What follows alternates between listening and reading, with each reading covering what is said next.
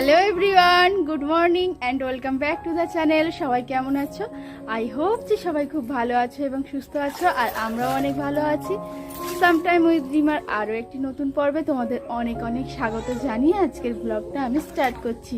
তো বন্ধুরা, আজকে হলো সোমবার আর এখন বাজে বেলা 10টা। এখন থেকে তোমাদেরকে সঙ্গে নিয়ে আজকে ভিডিওটা আমি স্টার্ট করছি। তো চলো বন্ধুরা, ভিডিওটা দেখতে থাকো। আর আজকে ওয়েদারটা না একদম মেঘলা ওয়েদার, সকালে একবার ঝমঝমিয়ে বৃষ্টি হয়েছে। ওয়েদারটা তোমরা একবার দেখো, একদম মেঘ করে এসেছে আর এক্ষুনি মনে হচ্ছে বৃষ্টি শুরু হবে। বাবা বাগান থেকে দেখো এরকম কালো কচু শাক নিয়ে এসেছে। তো এগুলো ইলিশ মাছের মাথা দিয়ে, চিংড়ি মাছ দিয়ে করলে খুব সুন্দর হয়, আর নিরামিষও হয় ছোলা টোলা দিয়ে করলে। আর এই যে কচুটা দেখতে পাচ্ছ, এইটার ঝোল খেলেও ভালো লাগে, আর এই যে চচ্চড়ির সাথে দিলেও ভালো লাগে। তো এটা ঝোল করবে মা, চচ্চড়ি করবে? দুই কচু করবো তাই ভাবছি, চচ্চড়ি মনে করতে যেটুখানি করবো। তাহলে চচ্চড়িটা দিয়ে দাও। দেখো কচুগুলো এরকম পিস পিস করে কেটে নিয়ে এসেছে, আর এখানে কিছুটা কাটা হয়ে গেছে। আর এই যে দেখো মা কাটছে। তো বন্ধুরা, এরকম কালো কচু দিয়ে চিংড়ি মাছ, ইলিশ মাছের মাথা দিয়ে ভীষণ টেস্ট হয়, জানো তো।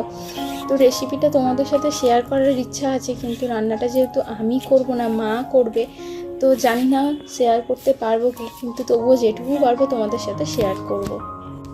তো এই যে দেখো, যে কালো কচুটা মা কাটছে, ওই কালো কচু দিয়ে এই চিংড়ি মাছ দিয়ে চচ্চড়ি হবে। আর এই যে পেঁপে আলু মাছ দিয়ে, আর তেলাপিয়া, এই তেলাপিয়া মাছ এখন ধোয়া চলছে, তো এই তেলাপিয়া মাছ দিয়ে ঝোল হবে। তো চলো আজকে সারাদিনটা কেমনভাবে কাটাই সেটাই তোমাদের সাথে শেয়ার করব। আর আজকে আমি বাড়ি চলে যাব, মানে শ্বশুর বাড়ি চলে যাব। তো বন্ধুরা, অনেক দিন হলো এখানে আছি, আর এবার মা বাবা বৌদি সবাই ফিরে এসেছে। তো এবার ওরা ওদের সংসার সামলাক, এবার আমি যাব আমার শ্বশুর বাড়িতে, সেখানে আমার অনেক কাজ পড়ে রয়েছে। তো পূজা এসে গেছে, আর সামনেই ঋষভের জন্মদিন, তো ঘর বাড়ি সমস্ত পরিষ্কার করতে হবে। তো আর দেরি করলে চলবে না, আজকে বিকালে ওয়েদার যেমনই থাক না কেন, তো আজকে আমি বাড়ি চলে যাব। তো একেবারে বাড়িতে গিয়ে তোমাদের সাথে দেখা হবে। তো রান্নাঘরে এসে দেখি মায়ের এখনও কচু কাটা শেষ হয়নি, তার মানে অনেকটা কচু, তো এগুলো কাটতে অনেকটা সময় লাগে। প্রত্যেকটা কচুর গা থেকে এরকম আঁশগুলো ছাড়াতে হয়। আর জানো তো, আমার এই কচু মানে কাটতে ভীষণ ভয় লাগে। আমি শ্বশুরবাড়ি থেকে 2 থেকে 3 বার এরকম কচু রান্না করেছিলাম। আমি করেছিলাম কি জানো তো, হাতে প্লাস্টিক বেঁধে তারপরে কচু কাটতে বসেছিলাম। তো সেটা দেখে আবার আমার সমস্ত মানে শাশুড়ি মারা, মানে আমার শাশুড়ি মা, কাকি শাশুড়ি মা, এরা সবাই বলেছিল যে কিছু হবে না বৌমা, চুলকবে না।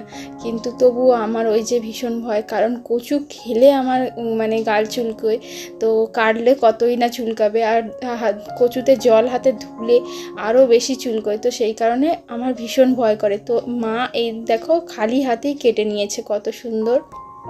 আর তোমাদেরকে তো আগেই বলেছিলাম যে আজকে সমস্ত রান্না মা করবে। আর এদিকে দেখো ঝিঙে আলু দিয়ে একটা তরকারি হয়েছে, এদিকে পেঁপে মাছ দিয়ে একটা তরকারি হয়েছে, আর এই হচ্ছে আজকে সোস টপার কচু দিয়ে চিংড়ি মাছ চচ্চড়ি। মানে ভীষণ টেস্ট হয়েছিল, আর একদম লোভনীয় লাগছে দেখে, তো মনে হচ্ছে এক্ষুনি ভাত খেয়ে ফেলি। বন্ধুরা, বাড়ি ফিরে আসলাম, এই মাত্র হলো। তো এসে আগে চেঞ্জ করে তারপরে হচ্ছে ঘর টর সমস্ত ঝাড় দিয়ে পরিষ্কার করে এখন এসেছি বিছানা গুছাতে। আর টানা কয়েকদিন ধরে বৃষ্টির কারণে মানে সব কিছু ঘর বাড়ি সব স্যাঁত করছে, কেমন একটা গন্ধ বেরোচ্ছে। মানে যেহেতু ঘর বন্ধ ছিল, আর ঋষভের বাবাও 1 সপ্তাহ ওই বাড়িতেই ছিল। আবার প্রথমে আমি বিছানাটা গুছিয়ে নিচ্ছি বন্ধুরা, নতুন একটা বেডশিট বিছিয়ে নিচ্ছি, তার কারণ পুরানো বেডশিটটা একটা স্যাঁতস্যাঁতে ভাব এসে গেছে। তো ঋষভ যেহেতু শোবে, আর ওই মানে অনেক দিন ধরে পাতা ছিল, ওতে শুলে তো ঘুম আসবে না, তো সেই কারণে পেতে নিলাম। আর এই ছোট ছোট বালিশগুলো কি বলতো, আসলে খাটের ওই পাশটাতে আর ফাঁকা বয়, আর ঋষভ এখন এত দুষ্টু হয়েছে। আগে ওই পাশটা ফাঁকাই থাকতো, মানে বিশেষ কিছু আমাদের হাত থেকে তো পড়তো না, কিন্তু ঋষভ এখন যে কোনো জিনিস হাতে পেলেই আগে ওই ফাঁক দিয়ে ফেলে দেয়, আর ওখানে পড়ে গেলে না বন্ধুরা তোলা যায় না। তো সেই কারণে ওই মানে ওটা আমি নিজেই হাতে তৈরি করেছি। তো ওই বালিশগুলো লম্বা লম্বা বালিশগুলো ওখান দিয়ে ভালোভাবে ঘিরে দেওয়া হয়, মানে যাতে কি সব ওগুলো তুলতেও না পারে আর ওর ভিতরে কোনো জিনিস না পড়ে যায়।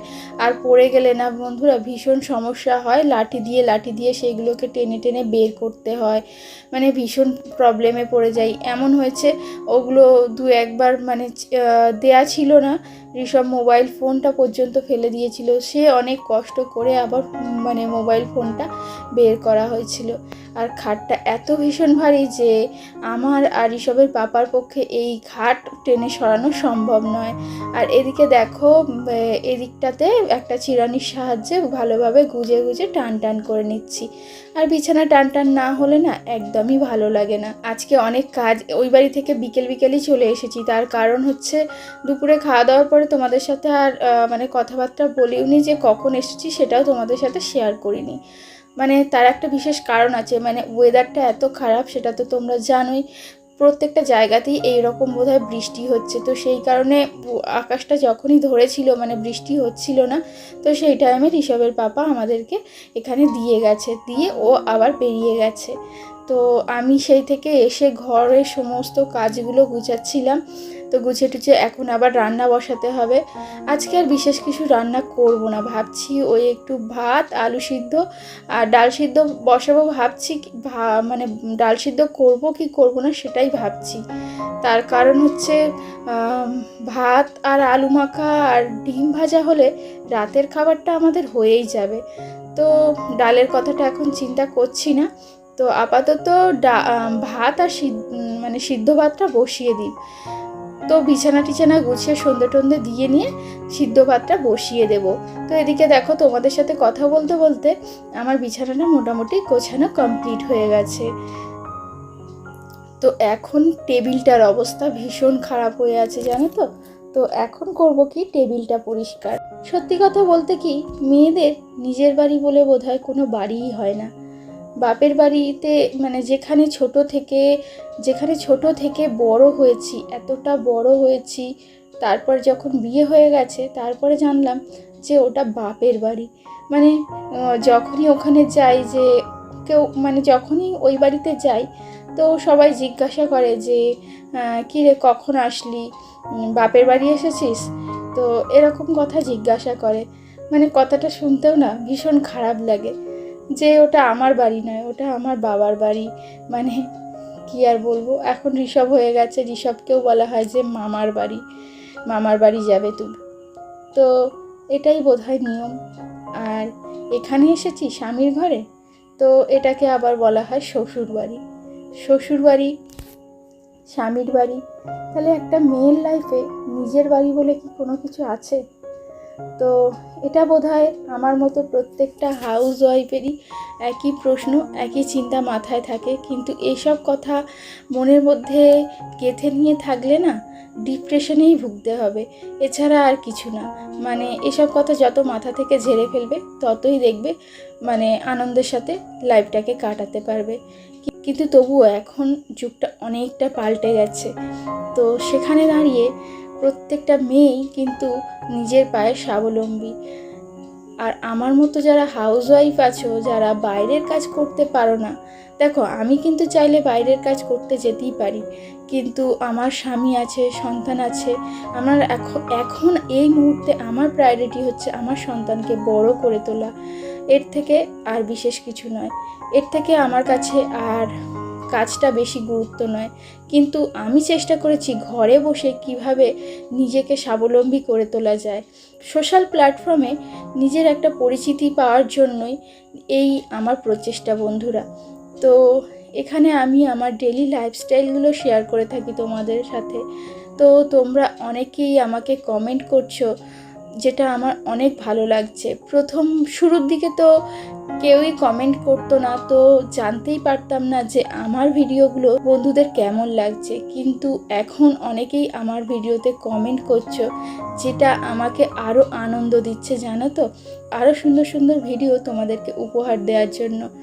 তো তোমাদের কমেন্টগুলো পেলে না মনটা ভীষণ আনন্দও লাগে, আর তার সাথে সাথে মানে আরও সুন্দর সুন্দর ভিডিও করার অনুপ্রেরণা পাই, তো এই প্রফেশনটাকে যেহেতু আমি বেছে নিয়েছি, তো সেহেতু এটাকে আমি যথেষ্ট সুন্দর করে উপস্থাপন করার চেষ্টা করব বন্ধুরা।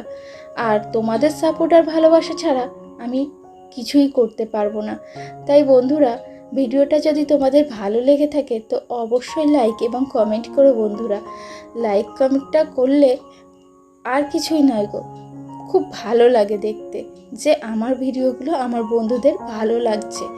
আর তোমাদের যদি খুব বেশি ভালো লেগে থাকে আর তোমরা যদি আরও আমার এরকম ভিডিও দেখতে চাও তো অবশ্যই আমার চ্যানেলটিকে সাবস্ক্রাইব করে আমাকে সাপোর্ট করো বন্ধুরা। আর এই যে দেখো, কথা বলতে বলতে আমার অনেকটা কাজ এগিয়ে গেছে। প্রশ্ন মনের মধ্যে আছে যে এখানে এই সোশ্যাল মিডিয়ার মতো প্ল্যাটফর্মে নিজেকে কি সত্যি প্রতিষ্ঠিত করা যায়, নিজেকে কি সত্যি দাঁড় করানো যায় একটা জায়গায়, মানে যে স্বপ্নটা আমরা প্রত্যেকেই দেখে থাকি। তো অনেককেই দেখেছি, অনেক বড় বড় ইউটিউবারকে দেখেছি যারা আজ প্রতিষ্ঠিত হয়েছে, যাদেরকে মানুষ চিনেছে, ভালোবেসেছে।